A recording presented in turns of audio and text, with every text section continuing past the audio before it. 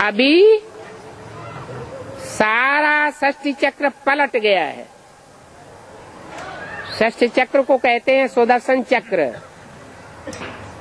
क्या? सुदर्शन चक्र को शास्त्रों में पहिए के रूप में दिखाया है। ये षष्ठी रूपी पहिया है।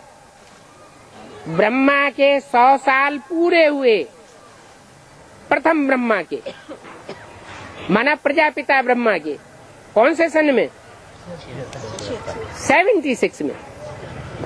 76 में 100 साल पूरे होते हैं और ब्रह्मा का मृत्युलोक पूरा हो जाता है। कौन से ब्रह्मा का? आदि ब्रह्मा। आदि ब्रह्मा, प्रजापिता ब्रह्मा, जो सारी 500-700 करोड़ मनुष्य षष्ठी रूपी प्रजा का पिता माना जाता है, जिसको शास्त्रों में कहा गया जगतम पितरम वंदे पार्वती परमेश्वरो। वो सारे जगत का पिता है। जगत पिता कहो, विश्व पिता कहो, विश्वनाथ कहो, बात एक ही है। कहते हैं ना, हर हर महादेव, काशी विश्वनाथ गंगे। तो वो विश्वनाथ ब्रह्मा के रूप में, आदि ब्रह्मा के रूप में प्रजापिता ब्रह्मा कहा जाता है। तब उसकी आयु होती है कितनी? अरे वानप्रस्थ अवस्था में प्रवेश करता हूँ ना, 60 वर्ष आयु थी। कौन से सन में? सन 36 में। ब्रह्मा की आयु 60 वर्ष नहीं थी। ब्रह्मा की आयु कितनी थी? 50 साल थी। है? किसकी आयु 60 वर्ष? प्रजापिता की आयु 60 साल और दादा लेखराज की आयु 50 साल। जो ज्ञानामृत पत्रिका है उसमें जो लेख लिखा हुआ है उसी से साबित हो जाता है कि दादा लेखराज की 100 साल आयु सन 87 में पूरी हुई। जब 100 साल उनकी आयु पूरी हुई तो 1 वर्ष वो अव्यक्त वाणी भी नहीं चलाई माउंट आबू में। तो आदि प्रजापिता वो 60 साल का था सन 36 में, और 60 साल में 40 साल और ऐड किए तो 100 साल पूरा होता है 76 में। 76 में उस आत्मा के लिए मृत्युलोक खलास हो जाता है। क्या? इसके लिए मुरली में घोषणा की थी। इन लक्ष्मी नारायण का जन्म कब हुआ?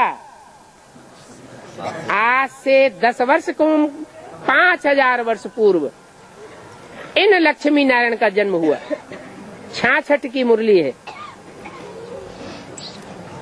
66 से उल्टा चक्कर घूमे 5000 साल का। 66 तक पहुंचे तो कितने साल हुए? 5000 साल। और उसमें से 10 वर्ष कम कर दो तो 76 आ जाता है।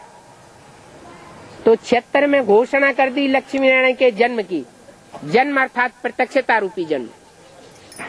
जैसे गर्भ में बच्चा गुप्त होता है या प्रत्यक्ष होता है? गुप्त होता है। जब बाहर आता है तो प्रत्यक्ष कहा जाता है। बाहर आना माना जन्म लेना। ऐसे ही वो प्रजापिता वाला व्यक्तित्व 100 साल की उम्र मृत्युलोक में खत्म हो गई।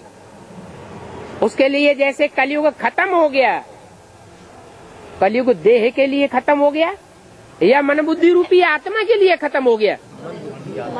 मन बुद्धि रूपी जो आत्मा है आदि ब्रह्मा की, प्रजापिता ब्रह्मा की, वो सन 76 में खुशियों की दुनिया में पहुंच जाती है। क्या खुशी मिल जाती है? वही जब आदि में शरीर छोड़ा था तो क्या खुशी थी? अलफ को मिला अल्लाह, बे को मिली बादशाही झूठी। तो उस आत्मा की बुद्धि में ये बैठ जाता है कि वो सुप्रीम सोल जिसको सारी दुनिया सर्वव्यापी कहती है, वो सुप्रीम सोल बाप मेरे अंदर प्रवेश होकर के कार्य करता है। मुझे अल्लाह मिलता है, ऊंचे से ऊंचे हस्ती मुझे मिलती है, और कोई को वो नसीब उस रूप में नहीं होती। तो खुशी का पारावार नहीं रहता। मृत्युलोक से आत्मा कहाँ चली जाती है? मन बुद्धि रूपी आत्मा, वो सृष्टि के आदि वाली आत्मा अमर लोक में अपने को महसूस करने लगती है। तो जो पहले पहले अमर लोक में अपने को महसूस करेगा, उसका नाम शास्त्रों में क्या दिया है? मंदिर बना हुआ है प्रसिद्ध अमरनाथ। जो अमर रहने वाले देवताएं हैं, अमर माने कभी न मरने वाले। सत्युग त्रेता में तो शरीर छोड़ेंगे कि नहीं? वहां तो शरीर छोड़ेंगे, वहां की बात नहीं है। शास्त्रों में जो भी यादगार हैं, मंदिर बने हुए, कब की यादगार है? संगम युग में।